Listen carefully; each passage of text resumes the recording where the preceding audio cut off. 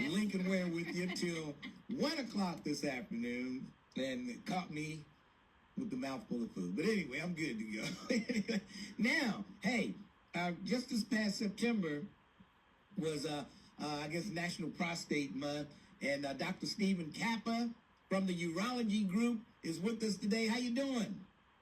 I'm doing well, Lincoln. Thanks for having me back on. I love these discussions about men's health and risk of prostate cancer and really what men need to do to keep themselves healthy. Yeah, and so how do you know if you even have a prostate issue? Well, that's a great question. The obvious symptoms, are bathroom related. So I'm peeing more, I'm having trouble emptying my bladder. That could be a sign of a large prostate. Now, prostate cancer is a little bit different, and unfortunately, most men don't develop symptoms at all until the disease is very advanced. So if you have blood in your urine or really bad pain, definitely need to get checked. But the message to men out there is, even if you're not having symptoms, you should go get checked by your doctor, have that conversation, and see if prostate cancer screening is appropriate for you at your age and your risk factors. And make sure you get that PSA. Yes, sir. Yeah, and actually, Lincoln, this conversation is very timely. You mentioned the month of September, but what I want to say is that there was a recent survey of men. This is really important for us as doctors to know, but also for everyone in the community to know. The American Cancer Society surveyed 1,200 men, and 2/3 of men in a high-risk age group, 55 to 69 years old, had never been screened for prostate cancer in this survey group. Yeah, and 60% of those men in this survey believe that the first step of prostate cancer screening is an invasive exam and rectal exam, and that's not true. It's actually, you mentioned it, Lincoln, you're exactly right. A PSA is a simple blood test. It's called prostate-specific antigen. I would think of it just like getting your cholesterol checked. You go in to the doctor, you get a simple blood draw, and that's how we screen men for prostate cancer. Of course, there's other things that we do, but the first step, it starts with a conversation with your doctor, and then it's a simple blood test, like getting your cholesterol checked. And now, if you don't get the digital rectal deal, does the PSA still cover that? Is it something that finger can find that the PSA can't? And I appreciate the question. Here's what you're asking. You're asking, hey, a lot of guys out there, they may hear something about this digital rectal exam, and they're not going anywhere near their doctor. And this survey found that. That's the suggestion. Is a lot of men think that's what you need. Now, what I'll say is physical examination, like putting a stethoscope on your chest, listening to your lungs, checking your blood pressure. This is obviously what we do as doctors. But the first step in prostate cancer screening is a conversation, a shared decision-making process. That just means we work together on finding the best approach for you, and a blood test. Now, we do use the exam sometimes, but it's not required. And the PSA is very good at putting men in risk groups. So what I can tell just from that blood test is this man is at high risk, this man is at low risk based on this blood test. Now, are the numbers different for black men than they are for white men? Say if you have a 3-point, how do they score? And can a black man have a low PSA, but it means he has cancer, and, the opposite for white men? Is there a difference there? Well, that's a great question. Look, I'm going to answer that, but let me just kind of give you the take-home facts for men to know. All men 50 to 70 should get screened for prostate cancer. It's the most common cancer in men. Almost 300,000 men this year are going to get this diagnosis, and unfortunately 35,000 men this year are going to die from prostate cancer. So if you really do the numbers, you do the math, 1 in 8 men will get diagnosed with prostate cancer in their lifetime. That's very common.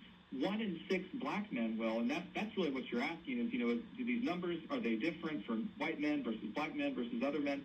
The answer is there's some subtle variations, but we really want to focus our attention on screening all men, but particularly high-risk groups.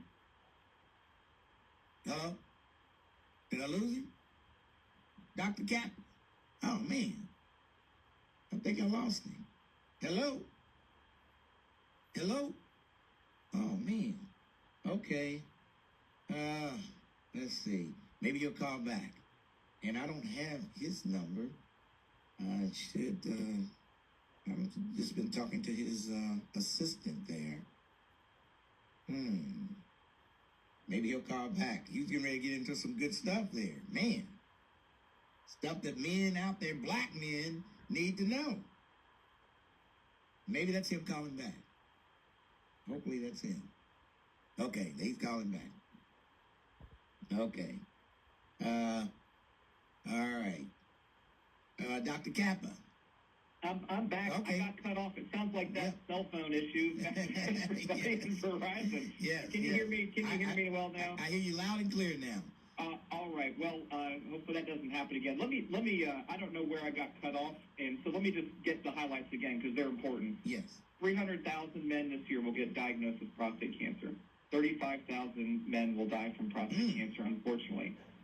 Over a man's life, 1 in 8 men will get a diagnosis of prostate cancer. But you asked about black men in particular. It's really important. 1 in 6 black men will get a diagnosis, so it's more frequent. We don't fully understand why, and your question was about the PSA level. Is it different? Here's the bottom line, is that we want to screen all men, but particularly those who are at risk. And here's the 2 groups that really need to listen. If you're in these groups, you got to go talk to your doctor, go to your primary care doctor, make an appointment with us at the urology group, talk to a urologist about prostate cancer screening.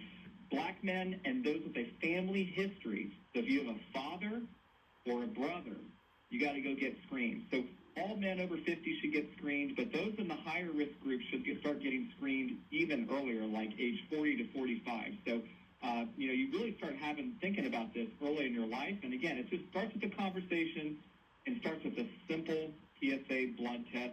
And then we go from there with other testing if it's appropriate. Okay, what numbers should you be worried about, and what numbers you shouldn't worry about? What does that number look like? Yeah, well, I don't want to say it depends, but it depends. So it depends on your age. It also depends on your prostate size.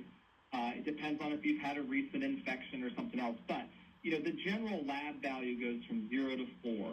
So if you're above that 4 level, you're definitely at a higher risk. It's not that simple. I tell patients, you're not just a simple cutoff, because if you've got those other risk factors, black men and those with a family history, we may consider other tests, including imaging, like an MRI of the prostate, even below that threshold. But, high PSAs are generally above 4, and low PSAs are lower than that. Now, again, if you're a young guy and you've got a really low PSA, that's a great thing. That means that you're unlikely to develop a significant prostate cancer. But this is why we encourage regular screening, because, of course, things can change. And so we can talk about prevention. We can talk about prevention, too. But, the bottom line is get screened, have that conversation with your doctor, go get your PSA checked. Now, I'm hearing all these commercials on TV about low T and all that. How does a man know he has low T? Okay, so that's a great question. It's actually one of the most common things that we see, and more men are becoming aware of this. So we're shifting from the cancer screening talk to, other men's health issues. And one of the most common questions we get is, hey, doc, I'm feeling tired. Is my testosterone low? So here's the bottom line on that. If you experience symptoms of low testosterone, what are those? Well, erectile dysfunction, low sex drive, low energy, gain of fat mass, loss of muscle mass, sleep issues, mood issues. There's a constellation of symptoms that can be related to low testosterone, but it's the same thing. Have that conversation with your doctor, get your testosterone checked. Some men are definitely appropriate to get testosterone treatment. It can make a big difference in their lives. And let's see. So if a guy has to have his prostate, say they find something in his prostate, do they try to not? If you remove the prostate, that's you curtain. It's pretty much over for you as far as sexually anything like that. But if they just have to take part of it away, what happens? Well, it's a really important question. So we're back on that prostate cancer. Yeah, I'm going back and forth. I'm going back. I love this is what I do. I was in clinic this morning, saw a bunch of patients. It's what I do every day. So I appreciate it. No, so Lincoln, it's a great question. Let me just caution about one thing that you said. Is you said, hey, if a guy has prostate cancer, his prostate's removed, it's over for him. That's not true necessarily, because we have very effective treatments for urinary issues and for erectile dysfunction, even for guys who've had prostate cancer. and prostate cancer treatment. So I would never say it's over. We have very good medicines and other treatments and even surgeries that we can do for that. So men can regain function. I always tell guys, there's nothing I can do to make you 20 years old again. That's just a fact of life. That's true of anything we do. Right. But we do have effective treatments for erectile function and urinary function. So that absolutely. So the main thing, guys need to get that PSA checked. And, Yes, it's that. And at what age, if you have cancer, if they see a little cancer on your prostate, and say if you're 80 years old, I heard a lot of 80-year-old guys say, they just said, don't worry about it. Just let it go. Well, so we talked at the beginning, I'll repeat it because it's so important, is men 50 to 70 need to get screened for prostate cancer. It doesn't mean we don't care about older guys. Of course we do. We still screen some of them depending on how healthy they are. But what I would tell you is, at a certain point, we do surveillance or even watchful waiting is what it's called, where we'll say, okay, you may be at risk, but you got these other health issues going on. You got some heart problems. We're not going to do anything invasive. We're not going to do any significant surgery on you because it's not going to help you in the grand scheme of things. And so that conversation, again, is highly personalized. But you're right. Most men don't have aggressive forms of prostate cancer. That's another thing I want to make a point about is we're very successful in our treatments, right? I mentioned the numbers at the beginning, but when we catch this early, especially in those younger, healthier men, we have very successful prostate cancer outcomes. And we deal with the side effects together, again, successful treatments for those side effects too. So, for older guys, it's a different conversation. It's, hey, we still want you to come in and get checked, and we're really focusing more at that point on some urinary problems. Like we kind of started that, what are you looking for? Like patients are peeing a lot, they're having trouble emptying their bladder. That's usually a different issue with just prostate size, not necessarily prostate cancer. So we have treatments for that to get guys peeing better. A lot of my older patients, that's what they care most about. They're like, I go out to dinner with my friends and I have to go to the bathroom every 15 minutes. I'm going to the Bengals game. I can't watch Joe Burrow throw a touchdown to Jamar Chase because I had to go to the bathroom. We don't want. You don't want that. That's tough. I care about that a lot. Hopefully, it happens more. But so there's treatments for that too to help decrease the urinary frequency. But again, all this is really have that. And I tell patients too. A lot of this conversation starts with your family, starts with guys from your church, guys from your community, your neighbors. They share their experience, but come in and have that conversation with us too, because we can take you where you are, what your symptoms are, what your screening recommendations are, and make it personal for you. And you guys have those robots you use for the operation, don't you? Using robots now, huh? This is one reason I am a urologist. Is in med school, it's an amazing process. You do every single rotation of every specialty. You deliver babies one rotation, and then you go and go to the children's hospital the next. But I actually went into the urology clinic having no idea what to expect. And my mentor at the time, Dr. Smith is his name, down in Nashville, he brought me into the OR, and I saw him take out a man's prostate with a robot. I said, this is the coolest thing I've ever seen, and really made a difference in that man's life. And so, we do offer what's called robotic prostatectomy. It's a less invasive surgery than the open technique that we used to do a lot more of. And so, smaller incisions and faster recovery is sort of the bottom line on that. But it's really an amazing technology, and we continue to get better and better at it every year. All right, my carrot is straight, but what about guys with that bent carrot? What do you do for those guys? Oh, geez, we're doing this is great. This is like we should do this again, Lincoln, because we're doing Men's Health 101. Okay, the carrot is straight. Okay, this is great. Well, I appreciate you sharing that with your listeners, but let me tell you, some guys have what's called Peyronie's disease. So the carrot's not straight. That's how we're referring to it. It's a really common problem. And here's what I want to tell guys who are out there. If you have this problem, don't be embarrassed by it. Don't ignore it. Come in and get checked. There are effective treatments to straighten the carrot. For lack of a better phrase. You came up with it, not me, Lincoln. But that seemed like it would be pretty uncomfortable. Come in and get checked. Yeah, that seemed like that would be a tough way. Pretty uncomfortable. Just looking at that, it just seemed like, boy, this guy must have a tough time. Well, I won't get into too much of those details. I'll let the listeners use their imagination. I'll let them use their imagination. But we see this commonly. It's called Peyronie's disease. It can be painful, especially in the initial phase. We call it the acute phase, that first year where men will develop a plaque. We call it a plaque. It's like kind of the way to think of it as scar tissue, and it causes a bend in the carrot. And, we have different treatments for that that can help straighten the carrot. So, again, it sounds like a really painful process, but I would tell men, don't suffer in silence.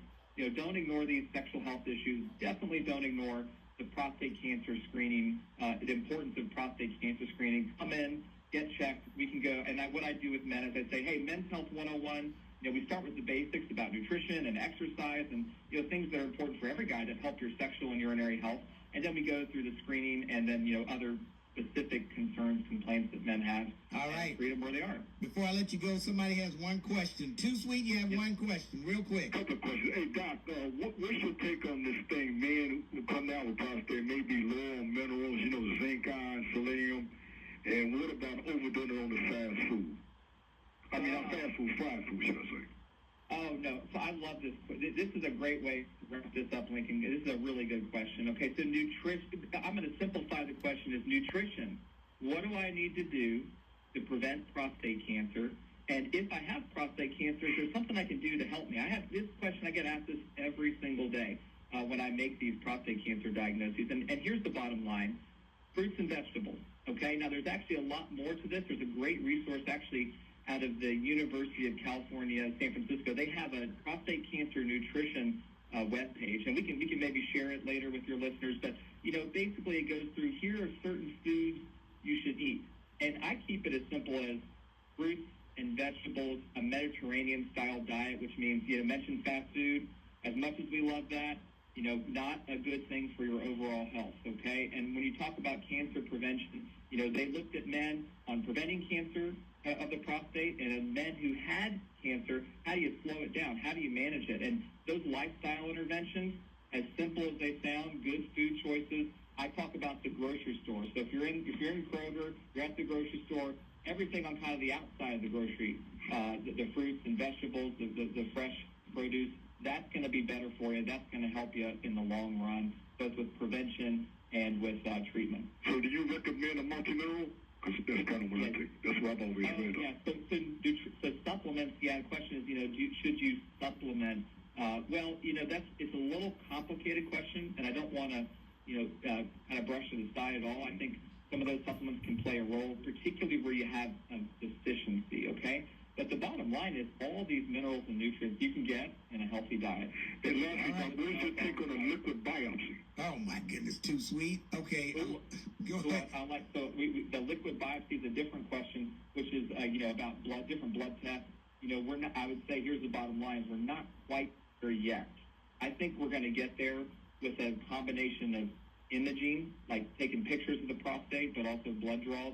We're going to really be able to better diagnose this. So the future is bright. We've actually, since I finished my training in Nashville and moved up here, I've seen dramatic changes in how we manage prostate cancer, how we diagnose it, and we've talked about the information about nutrition. A lot of this is newer information we're sharing with our patients every day, the importance of fruits and vegetables in your diet.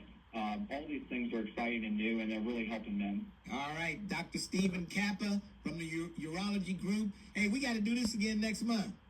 I know. You know what? I think we said this last time, Lincoln. Doing kind of a Men's Health 101, regular check-in. Yes, we can talk about these issues. We know they're important to guys, and for the guys listening out there, this is what I see guys every day. They're like, man, I wish I would have come in, a year or two ago. Mm-hmm. Please be proactive with your health. You got to be healthy for yourself, for your family, kids, and this is just part of that. Go in, get checked, and if you have these urinary and sexual health concerns, it's really important from a quality of life standpoint. We have a lot of things we can do to help men there. All right, Dr. Stephen Kappa, appreciate your call, and we'll talk to you. Are you going to the Black and White Cancer Survivors Ball this year? Well, I think that's where we met in person. Remember that? Yeah, I remember. Yeah. Well, so I don't want to embarrass myself and say my wife's in charge of my calendar, but she really is. So, but the plan is yes. I'll have to confirm that with you. I'll let you know. All right, we'll see you there. All right, see you. All right, thanks for your call. All right, that's Dr. Stephen Kappa from the Urology Group. Let's take a break, and then we'll come back.